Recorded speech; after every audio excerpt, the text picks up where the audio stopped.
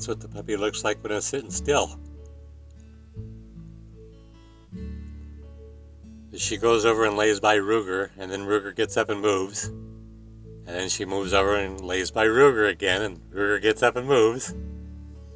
But that's what Ruger's laying on is what Remy sleeps on at night. I took what was left of that cushion I had hanging there and wrapped it up in the sheet that's been outside, and they both seem to love it. It hasn't been getting torn apart yet, so...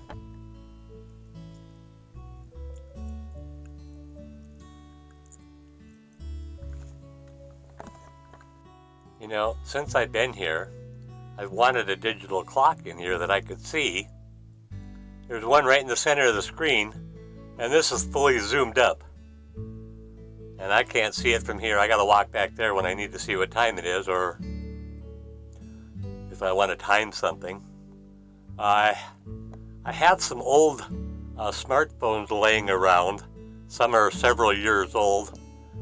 Usually I buy them for either nothing or $5 or $10 from the phone companies. That's how old they are at the time I buy them.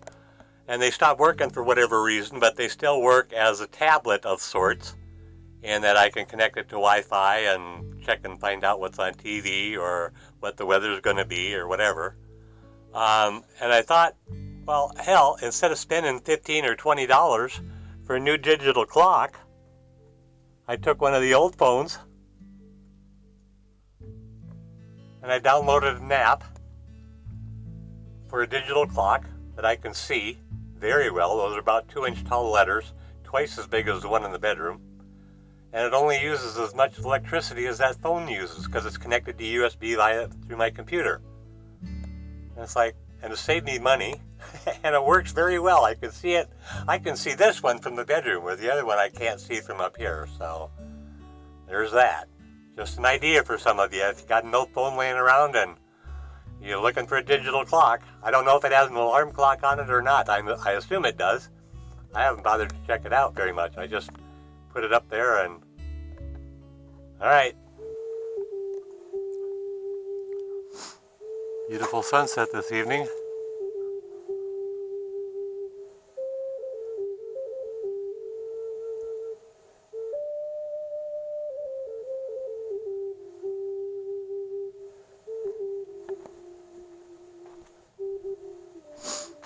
Oh, stuff's here.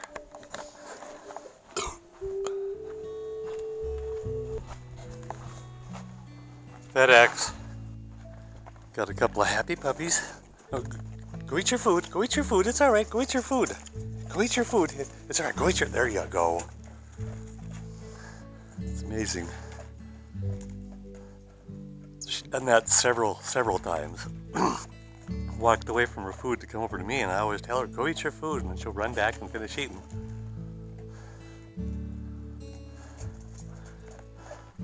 Ruger says, screw it. I got my food. I'm over here. But she kind of inhales it. She doesn't really chew it.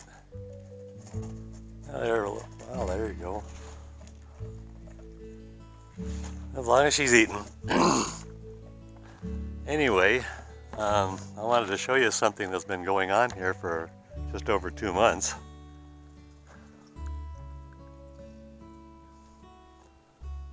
I've had somebody leasing my water, basically, and with that, I throw in a place to park. It's cute how you can get around stuff like that.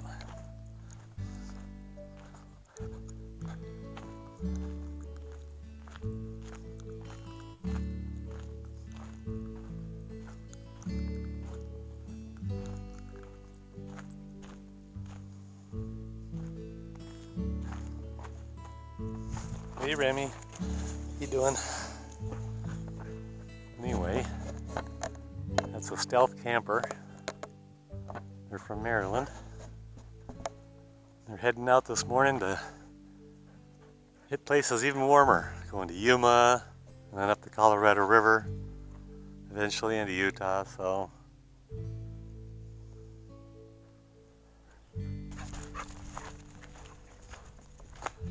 one of the criteria I had for if anybody wanted to stay here was no generators. I mean, why would you want to come out here and run a generator all day and ruin this beautiful serenity? So last winter when I was advertising for somebody to take that spot, everybody kept saying, well, I need my generator. It's like, well, then you have to find some other place, because that was specifically me. I had no generators here. And then got an email last year sometime saying that they wanted to come down and stay there. It's like, okay, perfect, set up. This is the key. You got to be able to run on solar. No generators. And whatever else that requires. No problem. So they've been there just over 2 months. I don't know if any of you have been little tiny glimpses of the van, that white van,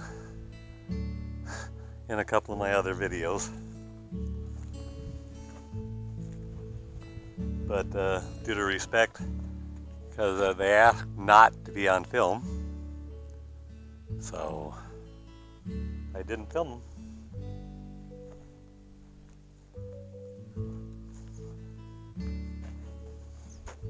And there comes my Ruger. There goes my Ruger.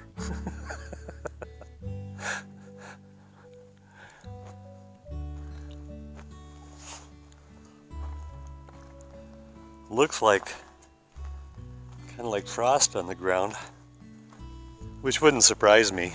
They're saying it got down to like 34 or 35 last night. The next couple days it's supposed to be getting down to 32, and I'm kind of freaked out. Like, I know the dog can handle sleeping outside at night, but I just feel so bad. It's not going to stay in the house, not as long as it's still chewing stuff, or destroying stuff, I should say.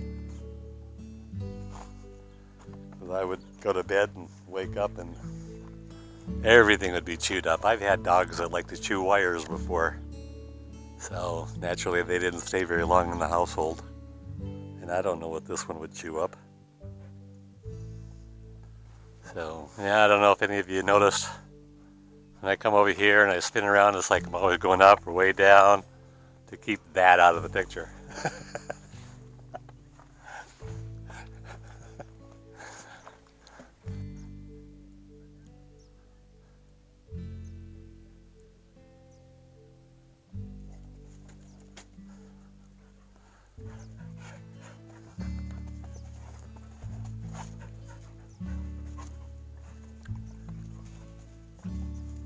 Here I was worried that Ruger was getting too much, but he is the one who instigated that one.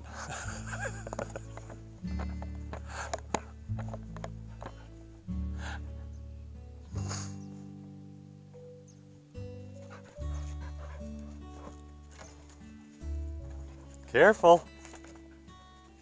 Ruger understands what that means. I'm sure Remy doesn't. We're out going for a walk and Ruger takes off and he starts sniffing in the wrong place or something, like too close to a cactus. I'll say, careful. And he'll stop, back away from it, take a second look at it. Look at this, trying to sit right on her.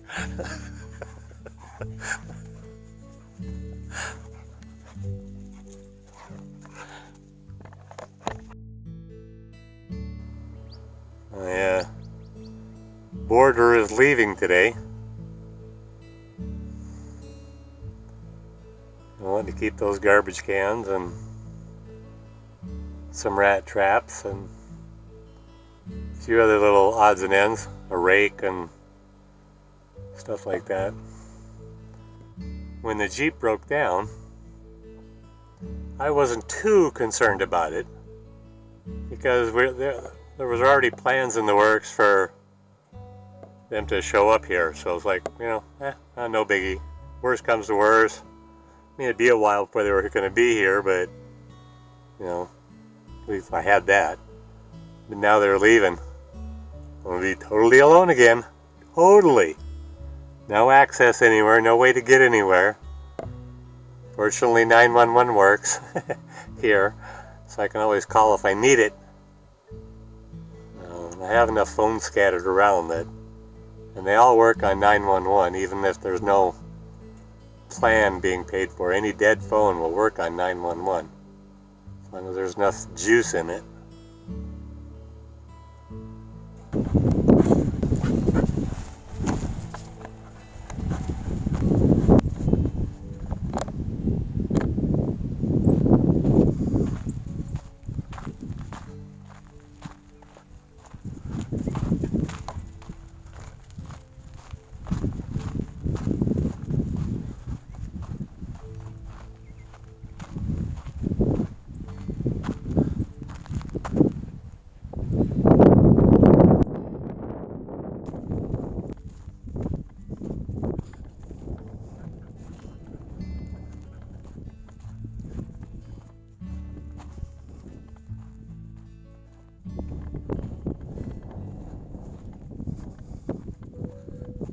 Well, now I can start on the cabin, start laying it out anyway. Got so many different ways of doing it going through my head. Trying to pick one and then going with it. It's going to be the hard part. There's my Ruger. There's Remy is right here. I got the stakes put in. This is the one wall that I'm sure of, only because I want it angled enough that just to the right of the awning, right about where the awning is where the sun will be coming up during the coldest part of the year. So I want it on that wall. And that'll be the side with just the decking, but no awning, or whatever you want to call it. And then that board is roughly where the one wall would be, and that board's where the other wall would be. Now it's not 100% squared yet. I thought I had it, but then that one over there was out. So like I said, this wall is set. I'll just have to come out here and redo the other ones. I want to try and keep this wall about 6 feet away from that mesquite, because I want to put a patio deck here with a porch cover and all that, and I'm going to trim up that tree a little bit, so it's not that big of a deal. I think right now I got 8 feet from the base of the tree to the stake, and this tree is going to have to get trimmed back a little bit. You can see that stake there, and the other stake, I can't see what you can see. There's another stake out there somewhere. Too many branches and stuff in the way. But yeah, right underneath the black garbage can. So, I said that tree's gonna have to get trimmed up. That's 9 by 22. So, 198 square feet.